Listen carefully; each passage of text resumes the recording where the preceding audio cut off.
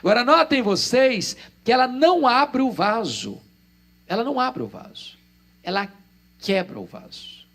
A grande pergunta é por que ela quebra esse vaso? Em outras palavras, dentro daquele vaso de pedra que comportava aproximadamente meio litro, era uma pedra ornamental, tinha ali dentro a poupança de 1 ano de trabalho. Você pode repetir essa frase comigo? Ela fez o que pôde. Toda vez que eu escuto esse texto, ou leio esse texto, eu pergunto a mim mesmo, meu Deus, eu estou fazendo o que eu posso para Jesus? Você está fazendo o que você pode para Jesus? Mas está fazendo tudo o que você pode? Porque às vezes nós fazemos, mas fazemos relaxadamente. Às vezes nós fazemos, mas não fazemos de todo o nosso coração. Às vezes nós fazemos, mas não fazemos com a melhor das motivações. Ela fez o que pôde. É hora de você perguntar para você, se você tem dado o seu melhor para Jesus nesse sentido. O que você pode? O seu tempo, dos seus talentos, dos seus dons, dos seus recursos, do seu coração, da sua emoção, da sua vida. Eu gosto muito da história da igreja. E eu já tenho aprendido uma coisa. Quando você não aprende da história, você repete seus erros. Porque a história ou é sua pedagoga, ou é sua coveira. E vocês bem se lembram de um movimento que surge no século XVIII na Alemanha.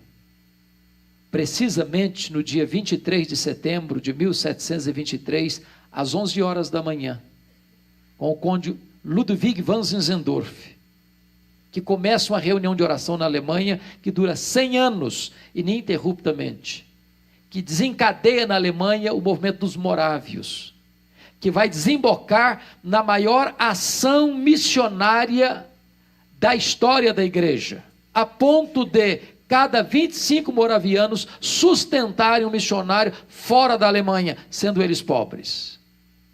E há fatos assim tão lindos que alguns moravianos, não tendo dinheiro para enviar para a obra missionária, se vendiam como escravos, para comprar passagem de ida, para os povos mais longínquos da terra, para dedicar o resto de seus dias lá, para levar aqueles povos à esperança do Evangelho.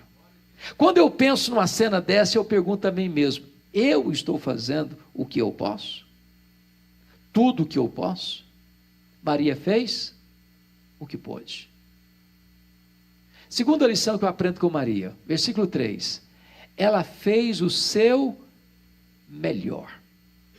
Prestem bem atenção, meus irmãos, que esse perfume preciosíssimo, feito de nardo puro, não era um perfume que você encontrava numa loja de perfumaria da época. Até porque essa essência não tinha em Israel.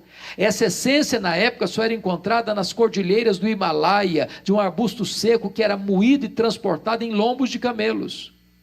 Não apenas era um perfume preciosíssimo, caríssimo, mas também raríssimo. E tão caro, tão caro, tão caro, que menos de meio litro de perfume é avaliado em mais de 300 denários. Isso significa o seguinte, que cada grama desse perfume custa 1 denário. O que é 1 denário? Era o salário de um trabalhador durante um dia. Agora pense comigo, você trabalhar o dia inteiro, para no final do dia você comprar uma gota de perfume. 1 grama de perfume. Em outras palavras, dentro daquele vaso de pedra que comportava aproximadamente meio litro, era uma pedra ornamental, tinha ali dentro a poupança de 1 ano de trabalho. Agora eu pergunto para você, quando você tem um perfume caro, que eu sei que vocês têm perfume caro, sei que vocês gostam, como é que vocês usam? É só uma gotinha, não? E só em dias especiais também, não? E depois que você paga um salário, um dinheirão num vidro de perfume, você diz assim, tem que durar pelo menos 1 ano.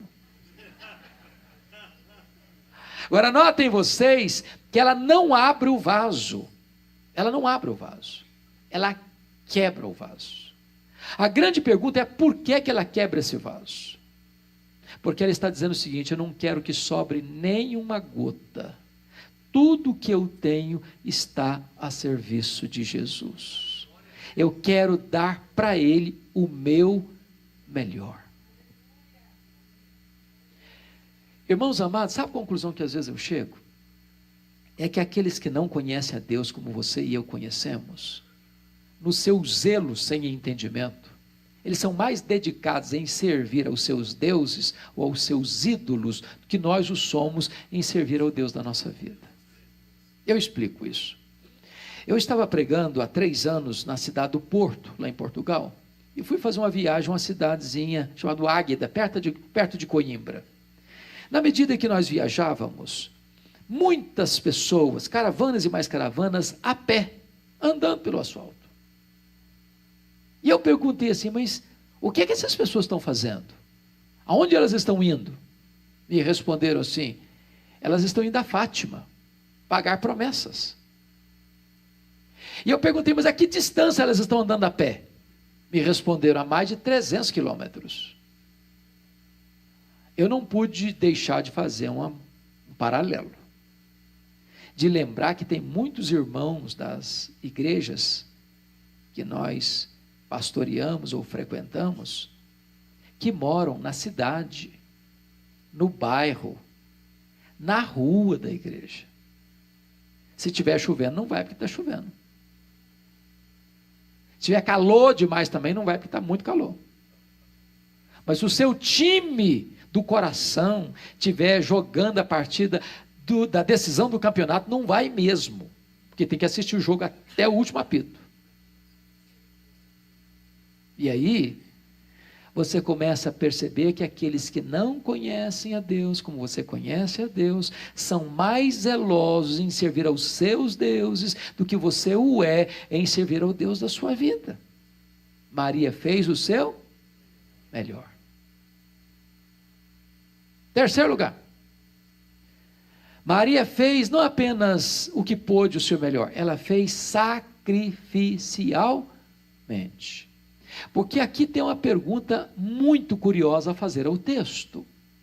Por que uma moça pobre, de uma família pobre, de uma vila pobre, de um país pobre, dominado por um império estrangeiro, que tinha que pagar altíssimos tributos, trabalhando à meia para o governo, embora hoje não seja tão diferente, consegue dar 1 ano de trabalho num frasco de perfume? Irmãos, por mais limitado que seja a economia de alguém, hoje ninguém investe 1 ano de serviço num vidro de perfume. Mas para você entender isso, você tem que entender a cultura judaica. Quando a moça se tornava de menina em moça, porque essa transição é tão rápida que às vezes os pais ficam assustados, começava um processo de comprar esse perfume, gota a gota, grama a grama, semana a semana, mês a mês, ano a ano, e acondicionando esse perfume nesse frasco de pedra ornamental. E isso era preparado para o dia mais feliz. Se o vaso já estava cheio, porque de certa forma ela já estava antevendo a proximidade do casamento. Era aguardado para o dia mais feliz, mais esperado, mais sonhado da vida dessa moça, o dia das suas núpcias. Sabe o que ela faz? Ela não dá apenas o seu melhor, ela dá aquilo que tem mais significado para ela, aquilo que tem mais valor para ela, aquilo que tem mais sentido para o seu coração. Ela faz isso sacrificialmente. A pergunta que eu quero fazer para você nesta noite é esta: o que é que você tem feito para Jesus que possa receber o selo de sacrificial? Porque tem gente que dá as sobras para Deus, igual o profeta Malaquias, lembra? Uma ovelha ficava doente, era atacada por uma fera, estava lá se esvaindo em sangue, ia morrer, Aí o povo pensava assim: vão dar para Deus? Vão. Vai morrer mesmo. Para Deus qualquer coisa serve. Tem muita gente dando a sobra para Deus. Pois Maria deu sacrificialmente. E aqui eu queria pensar com você sobre o que significa você dar sacrificialmente. O que significa você ser generoso. O que significa você ser pródigo na generosidade. Eu li um livro, pastor Fábio, o ano passado, que abençoou muito a minha vida. Um livro sobre generosidade. E eu gostaria de dar essa dica para vocês aqui que o livro dá. Então o livro começa assim: você quer ser uma pessoa generosa? Você quer aprender isso? Você quer se matricular nessa escola? Então vamos dar uma dica. Amanhã, quando abrir o comércio, compre uma jarra bem bonita, de vidro, transparente. Agora, se você é daquelas pessoas assim, requintadas, compra de cristal, não tem problema também. Para uma única finalidade, você vai botar nessa jarra terra. Não bota flor não, terra, só terra. E deixa na sua sala, onde você passa todo dia para lá e para cá. Para você passar e olhar para essa jarra, para lembrar duas coisas a você. Primeiro, de onde você veio? Você veio do pó. Segundo, para onde você vai? Você vai voltar para o pó. Então, outra pergunta: quanto você trouxe do pó? Nada. Quanto você vai levar para o pó? Também nada. Não tem bolsa imortalha, não tem gaveta em caixão, nem caminhão de mudança e enterro. Ora, se você não trouxe nada, se você não vai levar nada, conclusão: você não é dono de nada. Você é apenas mordomo do dono. Agora, quem é o dono? É Deus. Como é que é o dono? Ele é generoso. O que é que o dono requer dos seus mordomos? Que sejam encontrados fiéis. Qual a única maneira de você ser fiel ao dono? É ser generoso com o que é do dono, porque o dono é generoso. Por que você e eu temos dificuldade de sermos generosos? Porque nós temos a síndrome de dono.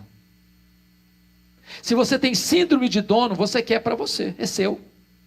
Mas se você entende que você é mordomo do dono, e que o dono é generoso, e que o que o dono espera de você é que você seja fiel na mordomia daquilo que ele colocou na sua mão, então você não pode deixar de ser generoso com aquilo que é do dono, porque o dono estabeleceu você como administrador dos recursos dele, para que você espalhe a generosidade prodigamente às pessoas que estão à sua volta. Agora deixa eu lhes... Eu preguei recentemente em João Pessoa, no congresso da Juvep. E o pastor Sérgio, presidente da Juvep, me contou uma história que eu já conhecia fragmentadamente, mas não conhecia a história completa.